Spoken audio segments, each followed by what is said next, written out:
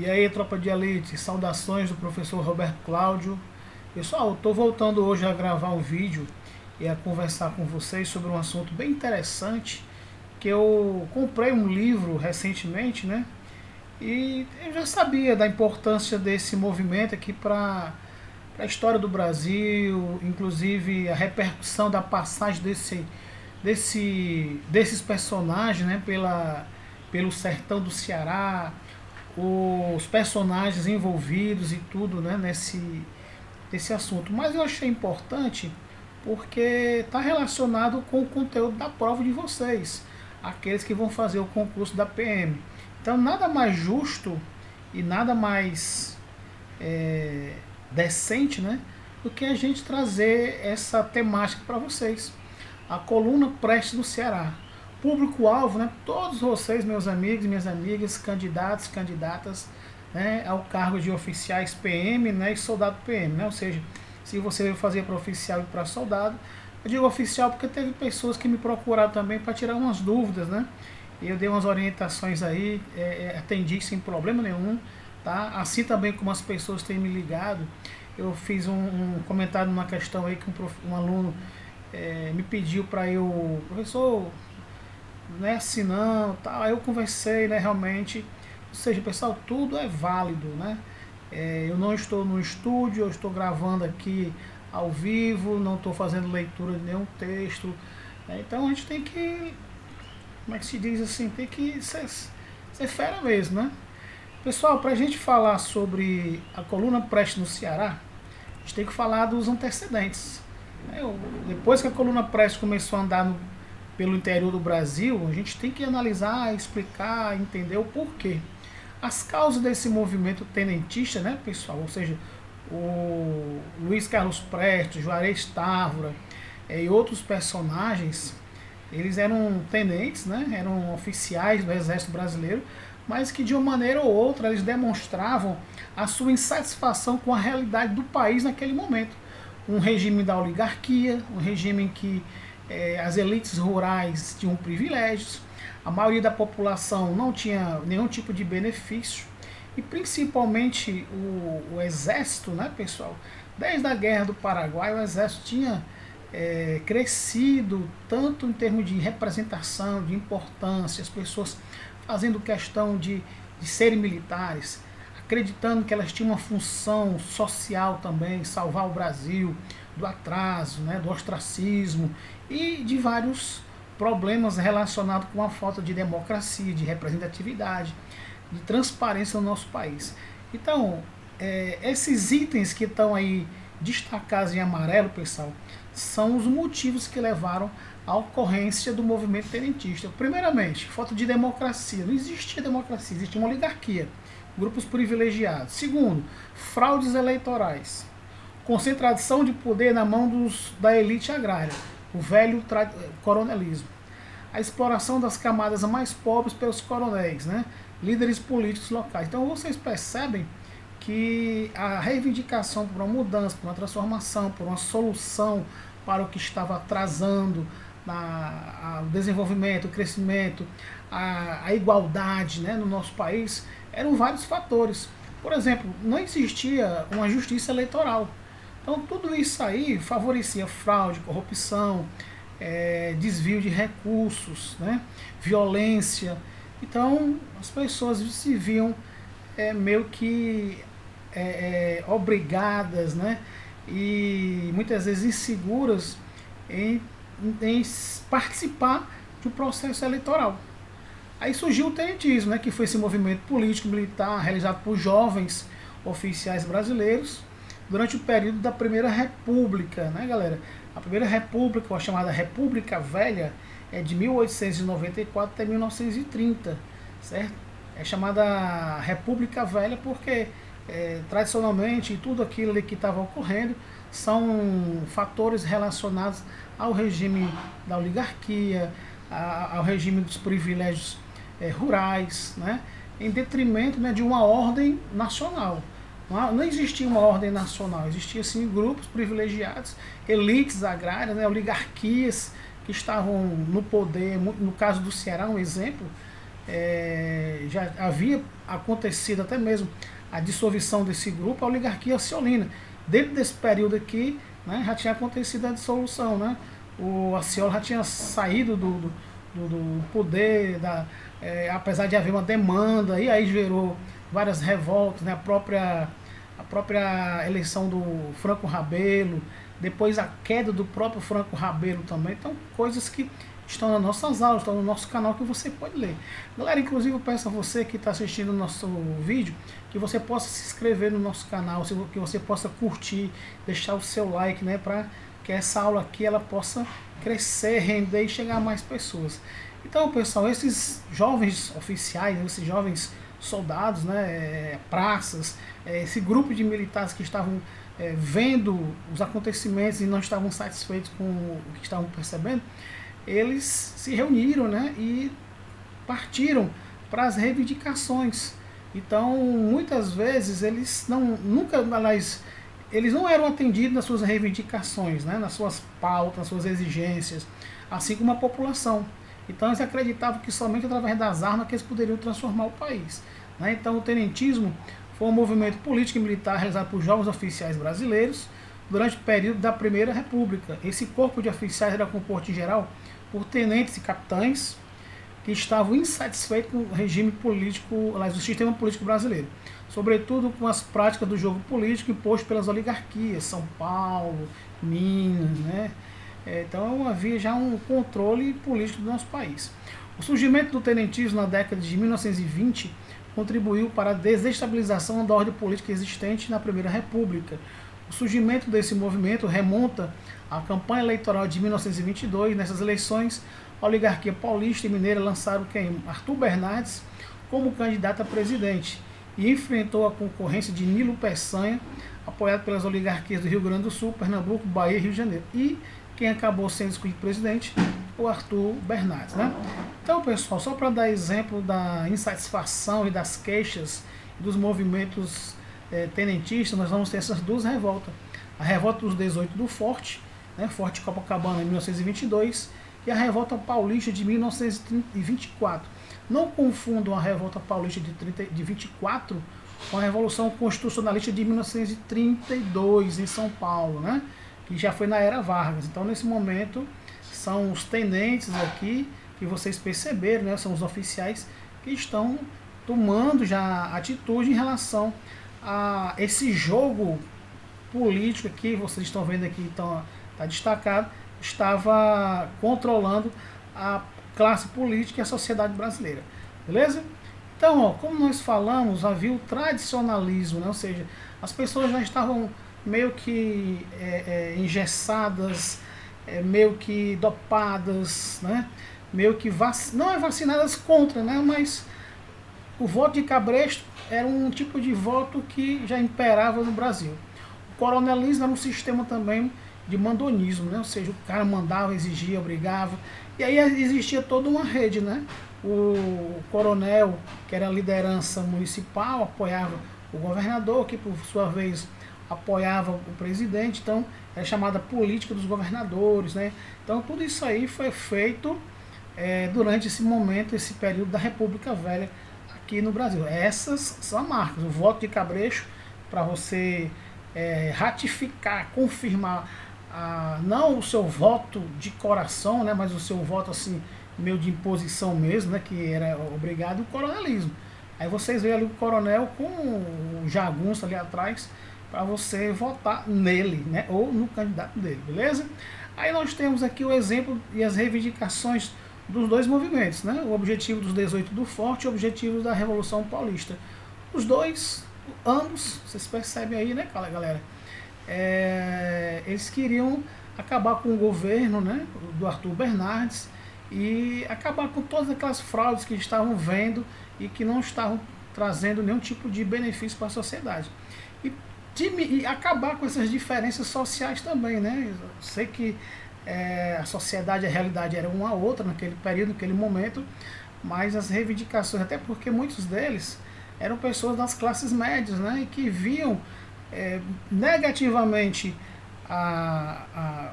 viu o crescimento do grupo médio da sociedade, mas percebiam que as decisões, né, tinha que agradar o grupo rural, né, as oligarquias.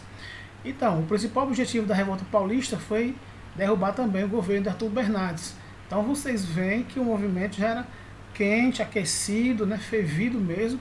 Era uma pauta de reivindicatória, pauta mesmo de desmobilizar, de tirar o presidente, né?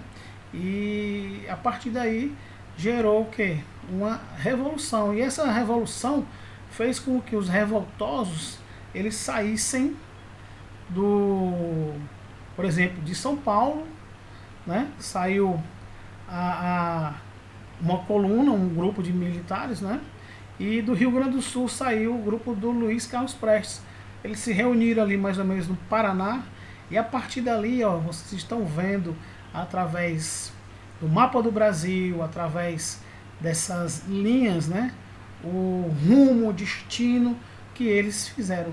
E ali vocês percebem quando eles entraram no Piauí, cruzaram o Ceará e depois foram para o Rio Grande do Norte, e aí eles seguiram, né, o seu caminho.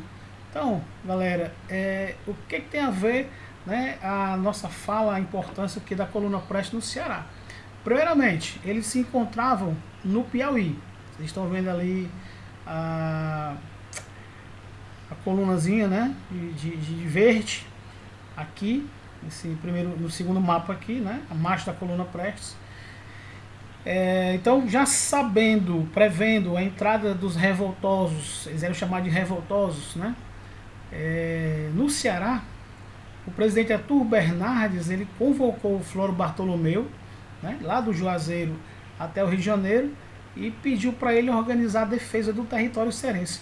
Na verdade, eliminar, né, a coluna Prestes e eliminar o Luiz Carlos Prestes, todo e qualquer outro participante, inclusive o cearense Juarez Távora, né? Então o Floro Bartolomeu viajou ao Rio de Janeiro em 1925 e na bagagem ele trouxe armas, munição e dinheiro, né? Ou seja, já veio preparado para municiar a galera, né, para acabar com a coluna. Então ele organizou o chamado Batalhão Patriótico, formado por quem, galera? Por jagunços, né? Ou seja, ele recrutou jagunços, sertanejos, deu armas a ele, deu munição e se prepararam, né, para o confronto com a coluna Prestes. Padre Cícero, nessa oportunidade, ele enviou uma carta a Luiz Carlos Prestes condenando a coluna, né, tudo, e pedindo para ele se entregar em nome da paz, da reconciliação nacional. Só que o Luiz Carlos Prestes não deu ouvidos ao Padre Cícero, né? Então a coluna Prestes, ela permaneceu durante essa passagem deles pelo interior do Ceará cerca de 21 dias, né? E nesse período ela já vinha desfalcada do Juarez Távora, né, que tinha sido preso lá no Piauí, e foi um grande desfalque, né, para a coluna, que perdeu um cearense conhecedor da região, né? Beleza? E aí nós temos aqui, pessoal, personagens interessantes, conhecidos e importantes da nossa história. Padre Cícero, Lampião e o próprio Luiz Carlos Prestes. Floro Bartolomeu e o Padre Cícero, né, já vendo que o Luiz Carlos Prestes não ia desistir, não ia parar, não ia se entregar, eles então recorreram a quem? A nada mais nada menos que ao Lampião. O Padre Cícero enviou uma carta ao Lampião, né, ao Virgulino Ferreira da Silva, e convocando para combater a coluna Prestes no Ceará, porque os boatos que chegavam é que eles eram assassinos, estupradores, eram ladrões, eram pessoas que iam praticar o mal, bancar o terror no sertão do Ceará, as moças, donzelas, virgens, tudo corria com a mão na cabeça. Meu Deus do céu, e agora eu vou perder minha honra? Vou perder minha virgindade, né? E tudo, aquela coisa toda. Então, o Lampião, por respeito ao Padre Cícero, né, pessoal, ele evitava cometer crimes no Ceará. Ele não andava muito pelo Ceará. E quando andava, ele, logicamente, católico, né, e com medo de perder aquela bênção do Padre Cícero, ele evitava decepcioná-lo. Então ele não via muito cometer crimes aqui no Ceará. Recebeu a mensagem, né? E quando ele chegou no Juazeiro, Os revoltosos, leia-se, entenda-se, a coluna Prestes já tinham vazado, pega o beco, não estava mais aqui no Ceará. Aí o padre Cícero, ele se encontrou com o Lampião. Daí ele recebeu armas, munição, fardamentos e uma patente de capitão do exército, né, de fake news. Mesmo com a ausência do Floro Bartolomeu, que se encontrava no Rio de Janeiro em tratamento de saúde, né, onde ele veio falecer no dia 8 de março de 1926, ou seja, o padre Cícero, o Lampião chegou para o padre Cícero e o Floro Bartolomeu não estava lá, então quem municiou, entregou todos as armas, munições, fardamentos foi o próprio padre Cícero. Inclusive, essa patente de capitão do exército, né, que o Lampião passou a se chamar de capitão. Bom, de posse de todos os armamentos e com o documento que ele perdoava de todos os seus crimes, ou seja, ele recebeu um documento, um salvo-conduto, que inclusive o anistiava, né, dos seus crimes, né, que ele havia cometido, garantindo a posse de capitão. E esse documento ele foi ditado, né, pelo padre Cícero e a uma autoridade federal, né, do município, o engenheiro agrônomo do Ministério da Saúde, da Agricultura, Pedro Albuquerque Show, assinou e disse: rapaz, eu assino até a demissão do presidente. Olha, para quê? Para o Lampião, né? Ele vai dizer alguma coisa? Apesar de confiar esta emissão a Lampião e seu bando, mesmo, olha galera, preste atenção, nunca enfrentou a coluna Prestes, apesar da mesma ser atacada e receber baixas na cidade de Crateús. Pessoal, o único município do Ceará onde a coluna Prestes ela enfrentou tropas e não foram os batalhões patriotas, foi o delegado, a polícia, alguns jagunços, foi a cidade de Crateús, tá? Ó, adentrando em território cearense em 1926, a coluna Prestes ocupou a cidade de Ipu, onde saqueou o comércio local. A coluna passou em seguida a sofrer baixa importante, né, com a captura do Juarez Távora, fato que já foi mencionado. Em sua marcha pelo solo cearense, Luiz Carlos Prestes e sua coluna empreenderam uma longa caminhada, ou seja, demoraram 21 dias, cujo itinerário atravessou 7 municípios cearenses. Na cidade de Crateús, tome bala, foi bala demais, tá? Travou-se um intenso combate entre os revoltosos e as forças legalistas, culminando com a morte de 2 membros do grupo. A coluna atravessou o Ceará, passando pelo Rio Grande do Norte, e em fevereiro invadiu a Paraíba, enfrentando na vila de Piancó séria resistência, comandado pelo padre Aristides Ferreira da Cruz, líder político local. Após ferrenhos combates, a vila acabou ocupada pelos revolucionários. A coluna permaneceu em atividade por mais de um ano, quando então dirigiu-se aqui, já o dissolvimento dela, né, já saindo do Brasil, foram se desorganizar, né, ou seja, baixar as armas lá na Bolívia. Professor, quais as cidades cearenses que foram, né, palco, né, da caminhada do Prestes pelo Ceará? Ipu, Nova Russas, Crateús, Ipueiras, Quiterianópolis, Arneiroz e a cidade de Pereiro. Beleza? Galera, então nós temos aqui, ó, a rota da coluna no Ceará e marco do único combate no Ceará.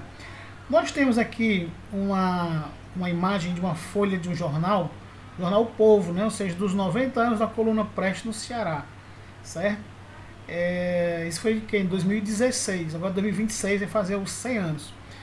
Então, tem uma reportagem, né? Inclusive o link está aí, se você acessar, você vai direto lá, né, na página do jornal. Na cidade de Crateús tem esse monumento aqui, que marca o local do combate, né, entre o grupo do Luiz Carlos Prestes. Não foi a banda toda, né, uma parte do grupo, né, porque eles dividiram a coluna em dois grupos, né, o que primeiro entrou no Ceará e depois o Luiz Carlos Prestes, né. Então, na cidade de Crateús, pessoal, foi a única cidade no Ceará onde houve confronto e morte, né, 2 revoltosos, né, foram mortos, estão enterrados lá em Crateús, beleza? Pronto, galera, essa aqui é as fontes de pesquisa, você confere, lê, aprende mais alguma coisa, o livro do Ayrton de Farias, esse livrinho que eu falei para vocês, que é a Marcha da Coluna Prestes no Ceará, e eu agradeço a vocês, né, mais a oportunidade de vocês assistirem um assunto, uma aula de história do Ceará, dessa vez abordando aqui A coluna Prestes no Ceará. Beleza? Galera, as perguntas que mais caem sobre esse assunto, ou às vezes as incertas, né? É falar que eles combateram o Lampião e o Luiz Carlos Prestes. Nunca, jamais, nunca se encontraram, beleza? Então, fim de aula, fim de assunto. Obrigado, galera. Um abraço a todos vocês.